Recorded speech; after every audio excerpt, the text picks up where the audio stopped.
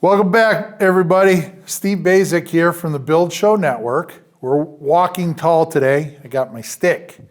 What are we talking about today? We're going to talk about floor framing. Now, I have done some previous videos where we talked about floor framing. I suggest you go check those out. Came out pretty good. We're having some good response to them. But the difference is today, we're not using an engineered floor joist that has a closed web. We're actually using open web trusses as our floor joist here. So it's a slightly different take, and with slightly different takes means you get slightly different parameters to design by, as well as slightly different outcomes that are either benefits or some of the challenges with those systems. So let's talk about it for a second. Above me, you can see here, we have 14-inch measured in depth open web floor trusses. Now, open web simply means basically there's space open. Now, the benefit of the open web floor truss is you can see here. You can run plumbing, we can run it through, it can go through there laterally, punch through. Life is really good when you have an open web floor truss in the sense that running mechanicals, anything kind of from a 6-inch diameter down, is run very easily through that system. Now, these are a totally engineered product, meaning that the engineer from the truss company is the one that actually designs these via their software. I give them a preliminary layout, and we'll talk about that when we get back to the studio. But for here, we use 14-inch depth. These are 24 inches on center, so we use some advanced framing here. And then to balance out that 24-inch on center, we actually went to an 1.125" subfloor there. So we have a rock solid, nice stiff floor, but you can see here we got some nice open space to run those utilities. Now, one of the beauties of the open web truss is that inside the truss, you can differentiate strength. So what am I talking about there? Well, on this end one here, you can see this is basically a girder truss. It's a girder truss in the sense that these common trusses, you see, they come into that and they get hung off of it. So this floor load basically comes into the girder truss. The girder truss collects that load and then takes it to the ends or to the supports. In this case here, this goes all the way out to the top of the foundation wall. But again, how do I kind of increase strength in an open web floor truss? Well, you can see here, not only is there just one cord, but there's two cords. And there's two top cords here. So we get that benefit of having that strength by getting a little bit more contact area in the truss plates there, which in turn make the truss that much stronger. Whereas you can see here, that's only a single cord on the bottom and a single cord on the top, because we didn't need as much strength there. This one here is the collector. It's taking that load. It needs to be a lot stronger. Now, another thing that you don't see here that we can enhance this is that this lumber can be a better grade. So here, they might be using number 1. Sometimes you see it in number 2 for the smaller spans. This one's stamped here, number 1. So it's a select board that has minimal knots, any grooves cut in it, natural checks, all of that stuff is eliminated. So let's just say it's a pretty good board for those of you that are not in tune with that rating system. But over here, we have the same number 1s, but if we needed that to be stronger, they have another level they can jump up to, which is MSR, which is machine stress rated. So they basically, it's the strongest part of the tree that they can get. So almost no knots, but a very higher strength piece of wood that they can then use as the cords to, again, up the capacity of those trusses. So anyways, let's jump back to the studio. We'll talk a little bit more about this floor framing. How do we avoid problems with plumbing? All that good stuff. We'll break out Big Red. We'll have a nice discussion there, and we'll talk a little bit more. See you back at the studio. Hey everybody, welcome back to the studio. Steve Basic Architect here. Who doesn't love a little chit chat about floor framing. Framing always gets me exciting. It's a real exciting stage of the project. You get to see things getting built, big old beams getting put in place, floor trusses, all that good stuff. It's an exciting part of the build, actually, I think, because you go from air to framing. So you really start seeing the building take shape also. Anyways, I broke out a few drawings. Got a framing plan here to look at. We got a building section to look at. We'll look at the framing a little bit more in depth. You know who's going to join us. Got Big Red on the job here, and got plenty of paperwork here for Big Red to knock out. So let's have at it. Let's dive in and let's talk floor framing. Alrighty, so let's talk about framing plans and floor framing. This is somewhat of a typical floor framing plan. Let's get you some perspective on what's happening out there. This here is the square that is the basement out at that project. Remember, this one has a couple floor frames like here and here that fly out over those concrete piers. But notice the framing looks pretty identical. Now, we're in the basement and we obviously talked about the floor framing, but one of the things we mentioned was that girder truss, and you can see that's drawn right here.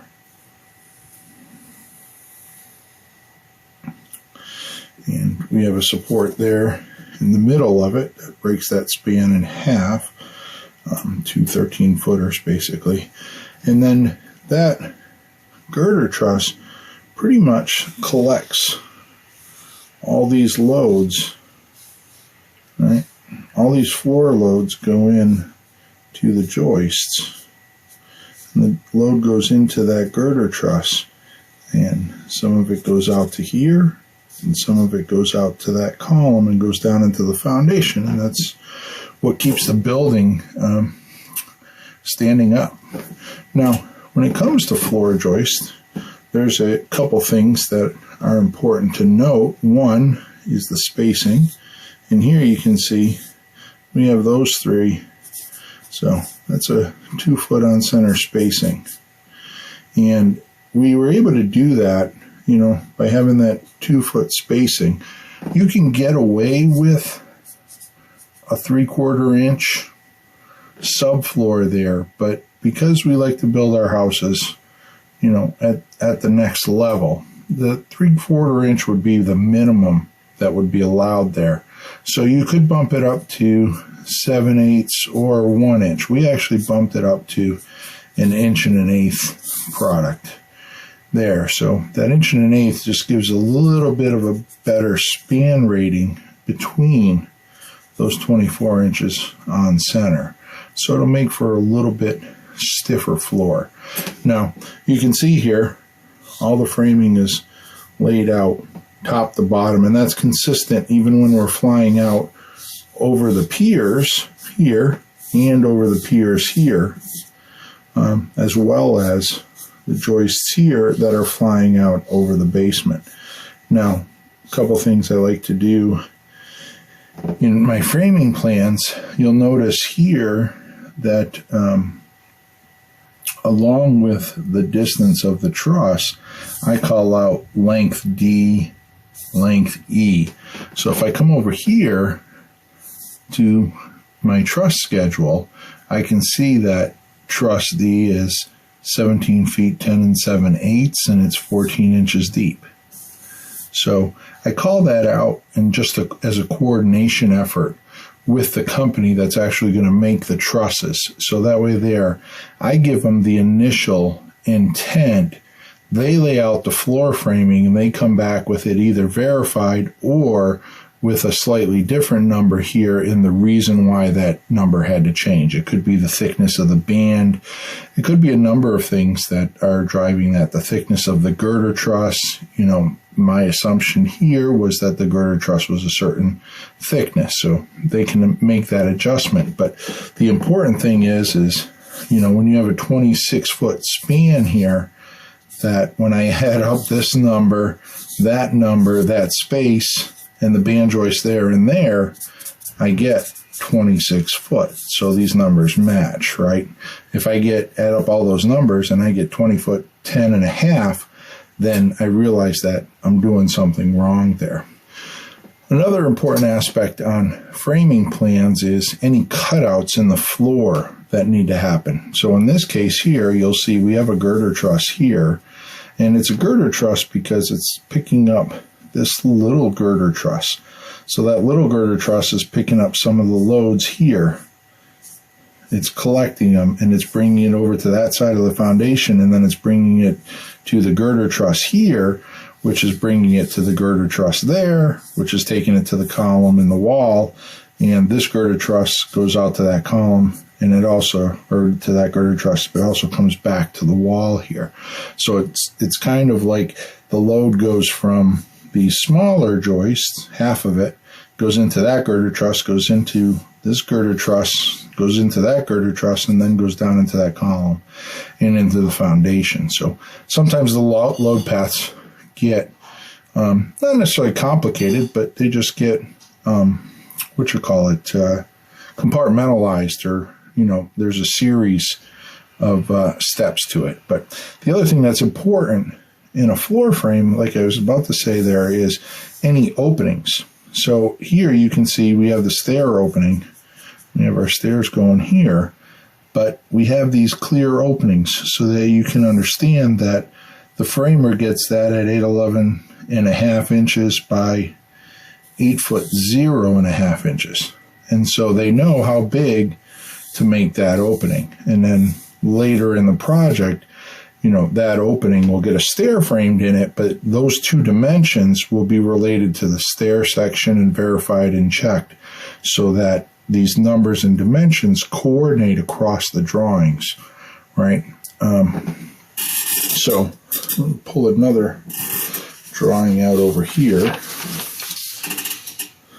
This one is a building section, and this one you get to see the floor joists also. You can see them here, and they're spaced at that 24 inches on center, right? And then we have our 1.1 inch floor joist there, or floor sheathing, sorry, coming across the top. So you can see that floor sheathing becomes that continuous diaphragm, and then it's picked up at these different locations. And again, that load goes back to that girder truss that's beyond and the foundation wall in the foreground.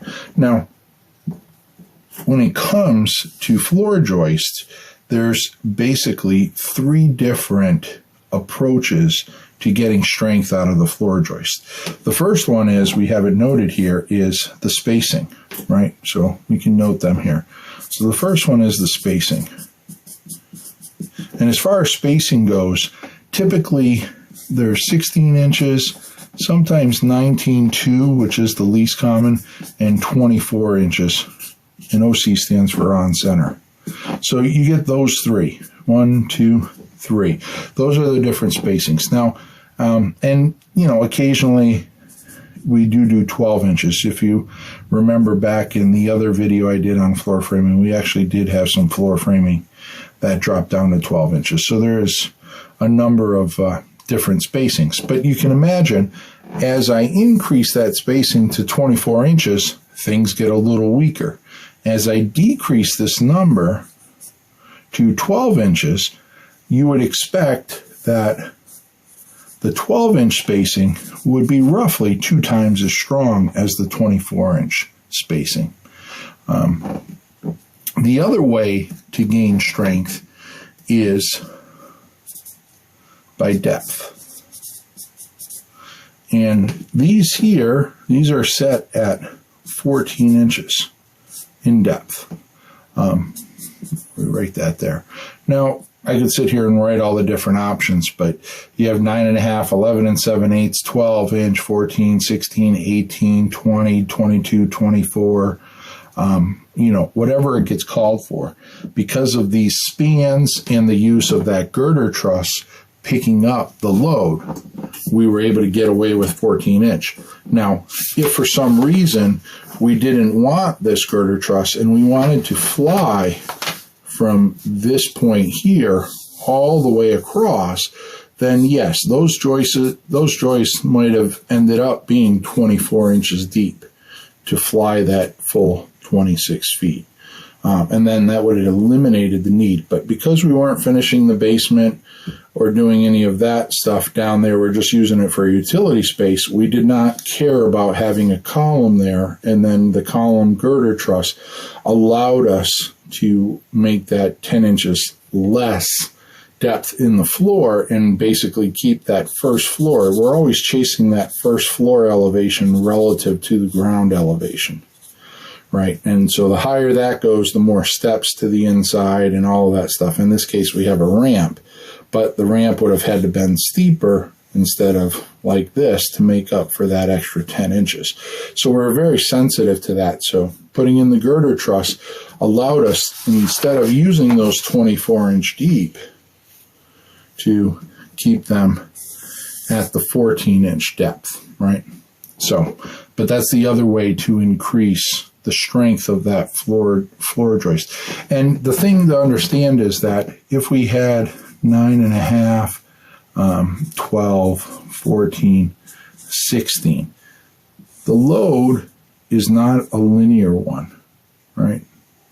And as well as the distance or the span also plays a role, as we just talked about. So we have that 14-inch versus the 24-inch. The third option in dealing with strength of that floor system is the grade upon which we build those trusses. Now, we talked about it, that we saw the stamp on there, and that was number 1.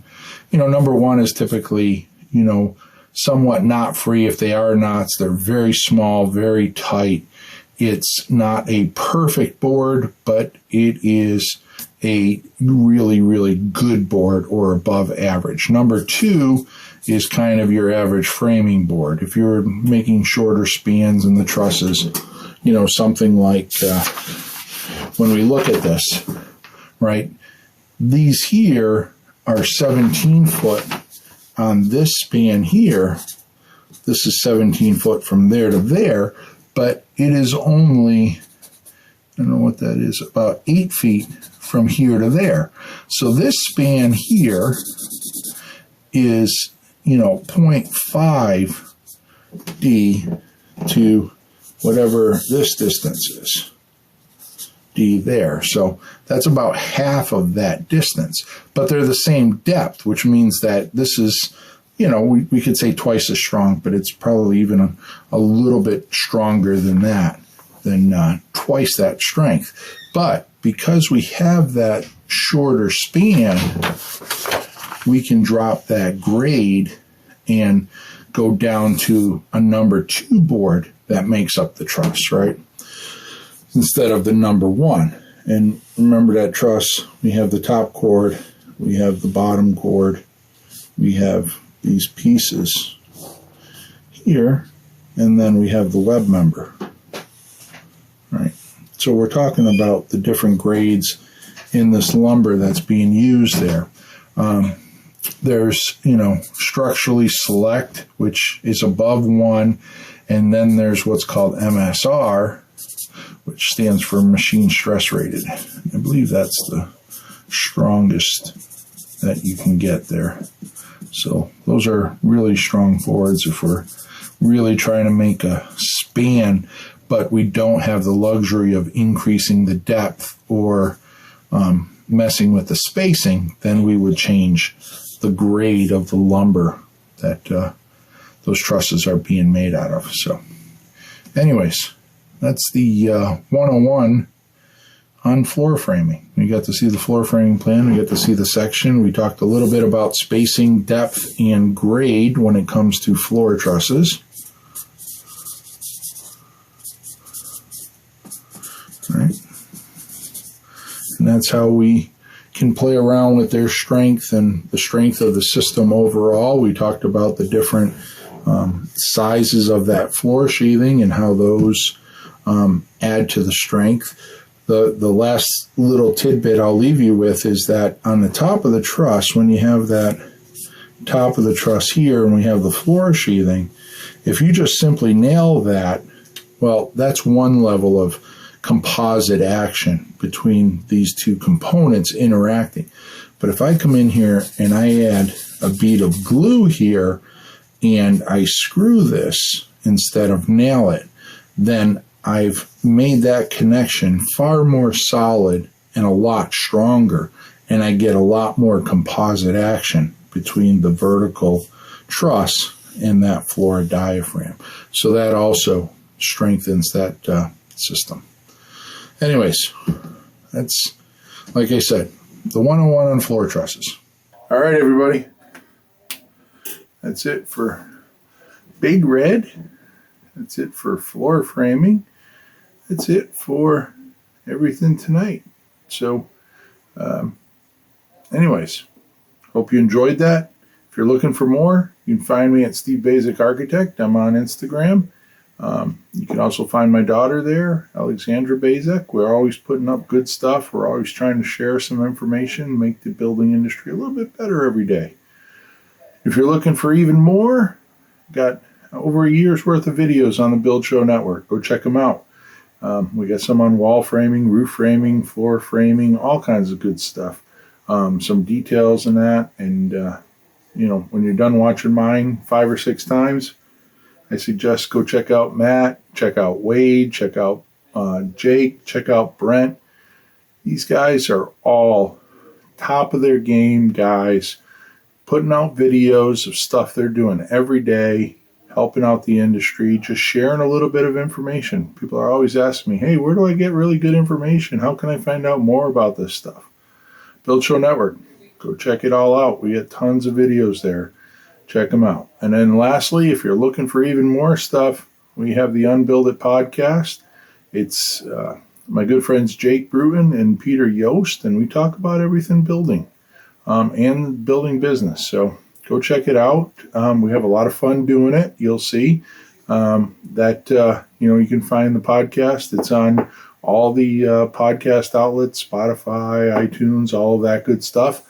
But you can also find it on YouTube. It's our sessions are recorded, and you get a little bit of the behind-the-scenes antics. So go check that out, Unbuild It Podcast. Other than that, you're going to have to wait until next week when I come out with my next video. So until then, long live our buildings.